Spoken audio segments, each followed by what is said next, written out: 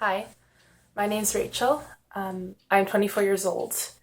I am a part-time early childhood education student, getting my diploma in early childhood education, and I'm also working as a part-time early childhood education um, educator at a daycare center, and I have bipolar disorder.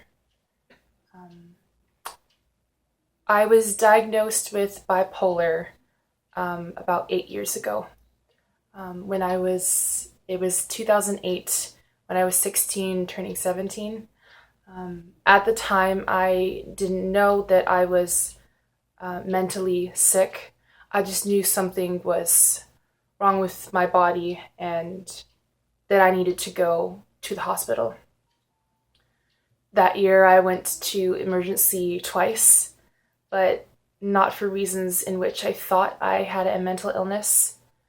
Um, it all started um, when I couldn't sleep properly for about 2 or 3 months. Um, I would probably every night get about 3, 4 hours of sleep. Um, and I would wake up the next morning feeling more energetic and just happy, even though I only had 3 or 4 hours of sleep. And it didn't really feel weird to me. I just thought it was normal. Um, uh, and then I just started getting all these like pains in my body, and more so down like in my abdomen area, stomach. Um, the first reason I went to emergency was because I thought I was pregnant, um, even though at that time I was still a virgin. But I had it in my mind that I was carrying a child and that I needed to take care of it and myself. Um, so I went to emergency the first time, and got a pregnancy test.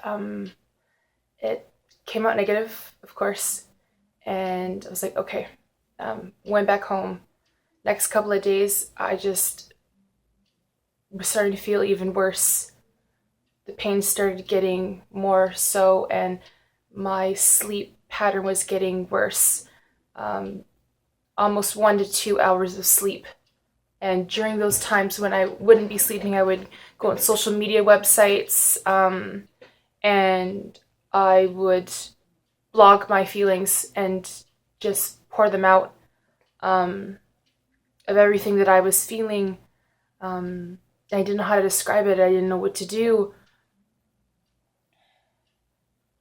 So when I went back to school after the first time I went to emergency, I was just very overwhelmed. And I remember some friends of mine, they were just trying to cheer me up, and I would just, react to the littlest things. And I remember a friend of mine putting Monster energy drink in my locker and putting it on the top of the shelf, and she did it as like kind of like a joke, like she wanted me to open the locker and be like, "Ah, Monster."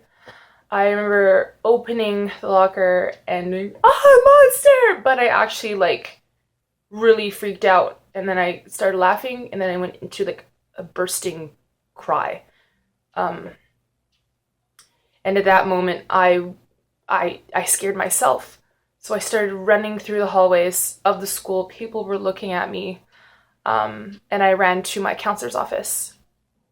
And we were talking to my counselor, and they were trying to calm me down, relax me, and I was okay. But then the feelings started to come up again, the hyperactiveness, that just feeling that's not right. And they had to give me a mask with oxygen, and then They called my dad, took me to the doctor, went to my family doctor. She checked me out like for just like physical symptoms and said to my dad, she's perfectly fine. So then a couple days later, I knew something was wrong, and I really wanted to get help. I knew that something wasn't right, but still I felt like I was pregnant, even though the pregnancy test that I took was negative. I still believed it because I could feel like a body inside of me. I could feel kicking. The night before I went to the emergency for the final time, I would talk to my mom about it, about feeling pregnant. And she said that when she tried to have me, she would get upset and do the dishes and stuff. And that kind of went right in me. And in the middle of the night, I think it was like 3 or 4 in the morning, I went downstairs and I was cleaning dishes. But the dishes were already done. So I was cleaning clean dishes. And then I stopped, and in the hallway, I saw a ghost of my mother. Even though my mother is alive, I was hallucinating. And it really scared me. So the final time I went to emergency, I told them everything that was going wrong and, all these pains I was having. And they thought, oh, maybe it's meningitis. I'm like, okay. But before they tested me for meningitis, they brought me into, I'm not good with these terminologies. I don't know if it's an MRI or a CT scan, but they put me in one of those and, to check my brain. Everything came out fine. My brain's fine. And then, so when they checked for meningitis, they had to do a spinal tap. No one knows what a spinal tap is. It's like an extraction of spinal fluid in between your nose and your spine, and and you can correct me if I'm wrong, because like I said, I'm not good with medical terminology, so this is probably wrong. But that was the most painful thing I've ever been through physically, because my spine is not straight; it's a little bit curved. And I remember having to get like 4 nurses to hold my hand because I was screaming so loud, and they had to shut the door and everything. And that test came out fine too. So the doctor came to my parents and said, come back to the hospital tomorrow. One of the hospital psychiatrists would like to speak to Rachel. Like, okay. So went back to the hospital the next day. And me and my parents had a meeting with one of the psychiatrists, and that did not go well. It was very brutal, because the psychiatrist that I'd met, he asked me to describe all my feelings, and me feeling that I'm pregnant, and the not sleeping, and the hyperactiveness, and going from up and down and just all over. He looked right at my parents and said, she's on drugs. And I couldn't believe what he was saying. Like, he didn't even say she's probably most likely on drugs or something like that. He specifically said she's on drugs. And he got me to do a drug test. But before the drug test, he left the room, and I looked at my parents and I started crying, because previous to this, like back then, I, did no alcohol, no drugs, nothing. And I was terrified, and I didn't want my parents to think of me like that and think that what I was feeling was brought up by drugs. And they looked at me, they're like, no, we believe you. We don't think you're on drugs. But I was not too happy with that psychiatrist for those allegations that he said about me, because also he said that, he sees a lot of teenagers come in, and a lot of the times drugs bring on um, moods and behaviors like this. But for me, it wasn't the case. So after I had the urine test, they said, okay, no signs of drugs, but we're going to have to admit Rachel to the adult psychiatric ward. Now, in the hospital, there was a youth psychiatric ward, but it was full, and there was a waiting list to get in. So they had to put me, the 16-year-old at the time, in a wing with a bunch of adults who unfortunately were, way too far gone in their mental health issues. So when I was admitted, my mom spoke to I think it was some of the nurses, some of the doctors, and asked for me to get a different psychiatrist, because he was supposed to be assigned to me. But since he accused me of that, me and my family did not feel comfortable having him as my psychiatrist, so we switched. Let me tell you, as a 16-year-old, or even not even as a 16-year-old, as a person, being in an adult psychiatric ward was probably one of the scariest things I've ever had to deal with and go through. In the rooms, there were bars on the windows, so that I guess patients before would try to get out or try to commit suicide. There was construction going on at the time, and I remember I was very sensitive to noises and sounds, and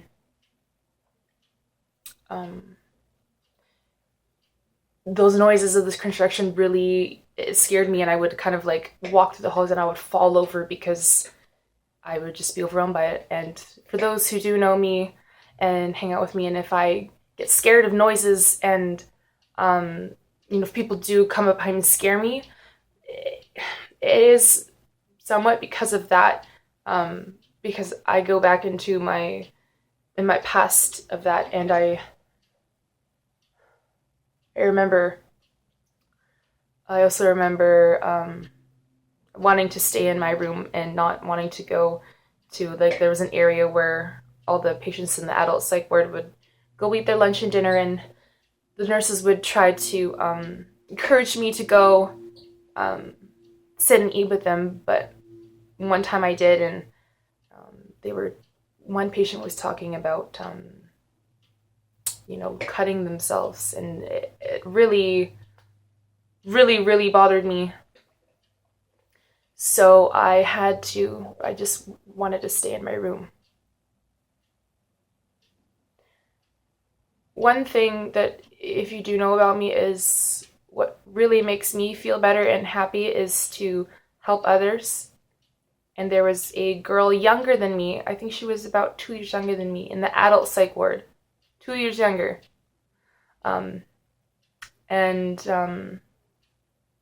Nurses told me that she didn't want to speak to any of the doctors, and said, well, they asked me, like, you're around her age, could you talk to her, please? And maybe, like, and tell her that she needs to talk to a doctor. So I said, yeah, no problem. I talked to her, and after I talked to her, she just was like, she went and talked to the doctors and her psychiatrist, and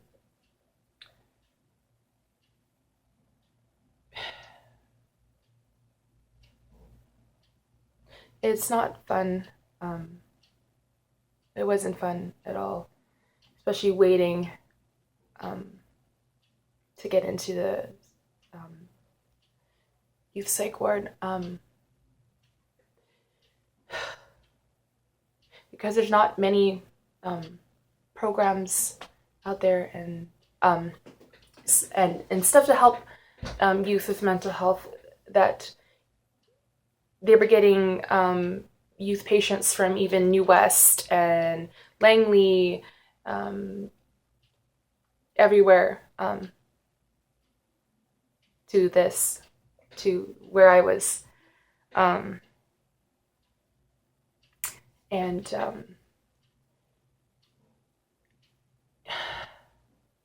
because there was a wait list, and when I was able to go into the adolescent ward, I had bumped someone who was on the waiting list. Probably, I don't know for how long they were on the waiting list, but because I was already in the hospital and I was really sick, so they put me in there. A total time that I was in the hospital for 6 weeks. And this was during my grade 11 year. So the adolescent ward was amazing. The youth workers there were just phenomenal, and they're extremely helpful.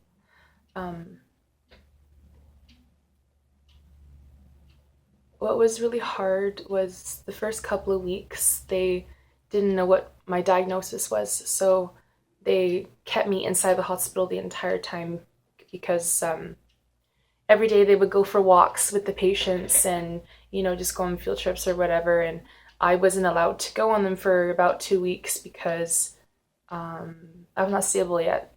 They didn't have me on specific medication because they didn't know what I had.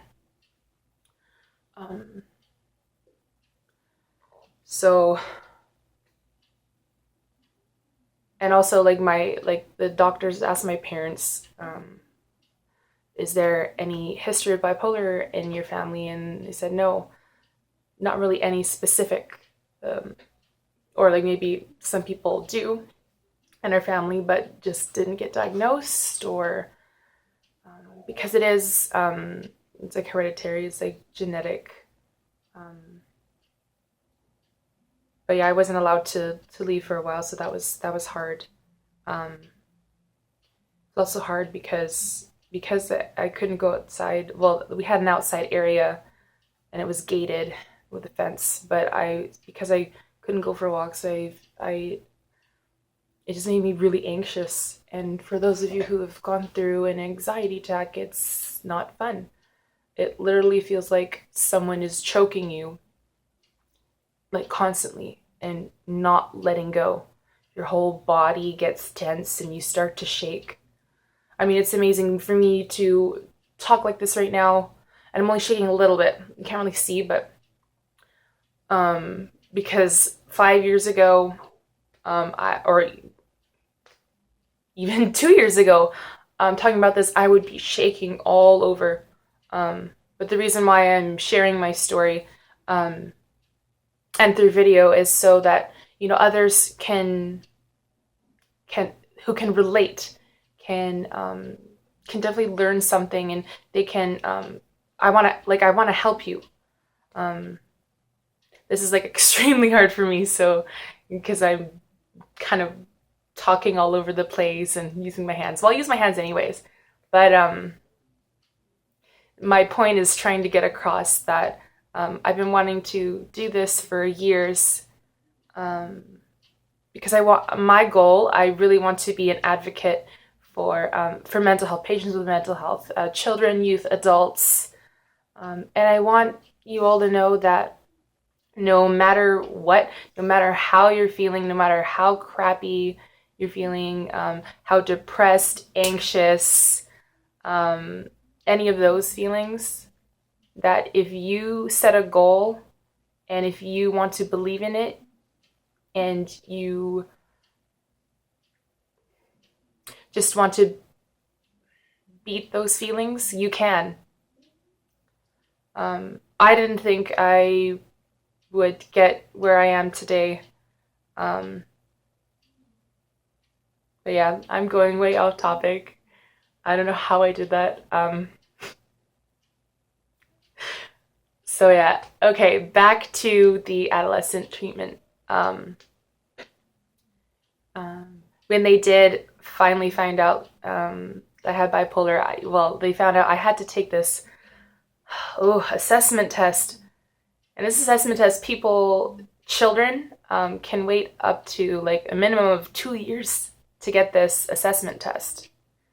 It's a really long, and I swear it was almost like 500 questions. Like I'm not even kidding. Like I got so anxious doing it, I had to get one of the doctors or one of the youth workers to fill it out for me. I was lying down on my bed and just kind of relaxing, like trying to calm myself down while the youth worker was like ticking off, my answers. But after they looked at the assessment test, they're like, yeah, she looks like she has bipolar disorder. So I will disclose medications that I'm on, just because let you know like what works for me. Of course, medications don't work for everybody, like certain kinds. But right away, like my doctor had asked me, like he gave me the choice. He gave me a choice between two medications, Epival and lithium. And my parents were not involved in this. It was just me. And I was like, which sounds more scary? Well, lithium, because like lithium batteries. So I chose Epival. So that was the drug that I was going to be on after I, went back home and left the hospital. But they couldn't put me on the drugs yet because I had a extreme fear of taking pills. I couldn't do it. My whole life I've never taken pills. Well, I've tried, and I literally thought, when I try to swallow a pill, that it would expand in my throat and, just explode. So I was in the hospital for an extra 2 weeks. I was supposed to be in there for 4 weeks. So I was in there for 6 weeks because the extra 2 weeks I went through therapy to take pills. So they practice those little M&Ms and Smarties, Skittles. In the beginning, it was really, really hard for me because I kept anxiety was just getting worse, right? And the part with the choking, so that wasn't good when I was trying to swallow pills. But when I finally swallowed my first M&M, I was ecstatic.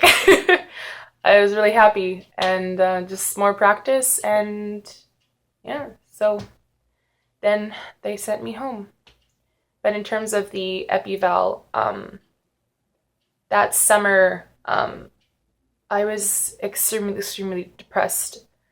I remember me and my family going to a lake, and I spent the entire time in the cabin. I didn't want to go swimming. I didn't want to wear a bathing suit. I didn't want to show my body. Back then, prior to getting into the hospital, I was skin and bones. I was my ribs were showing. It's because of all the anxiety and all the fear that I had, and I didn't feel like eating. Some people experience when they're depressed that either you eat a lot or you don't eat at all, and I did not eat a lot. But then the pills that I was on, this Epival, it made you hungry and want to eat more.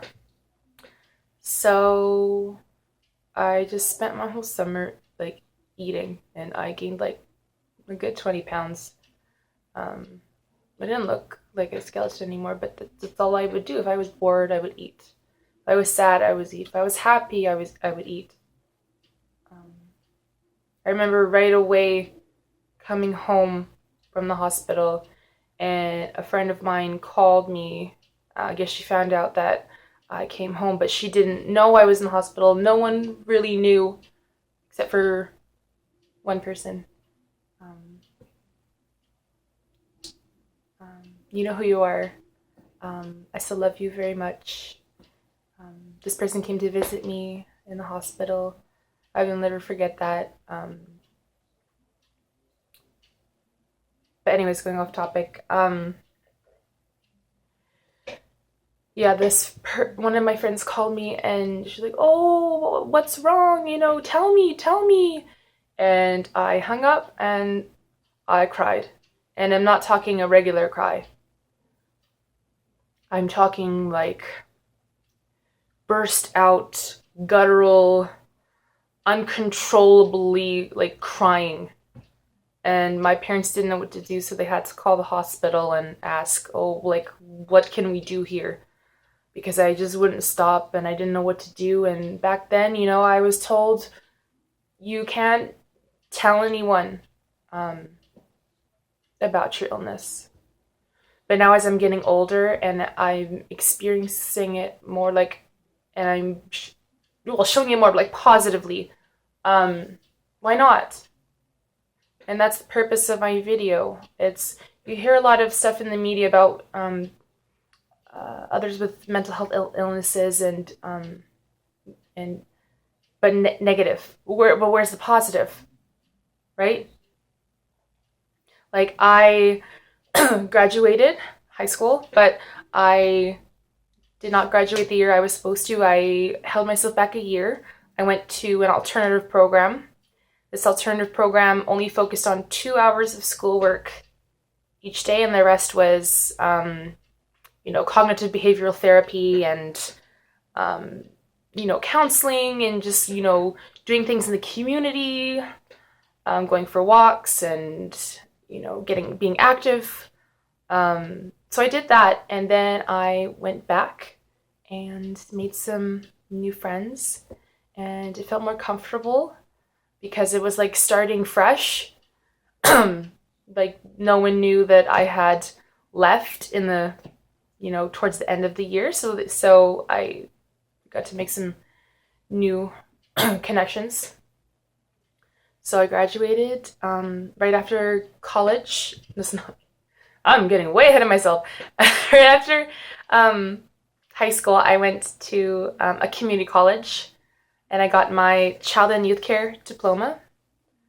I found I wasn't quite ready to get into that field yet, and also I couldn't find any work because you need your degree and your bachelor's. So I started working at a daycare because some of the courses I took were similar. So worked at daycares for a while, and then went back to school. I think I maybe have one more year left. I've been doing it for 2 years now. Don't let your mental illness depict who you are. Don't try to let it get you down, because I know there's some days that I just don't want to leave my bed. I don't want to leave my house. And a lot of days also, I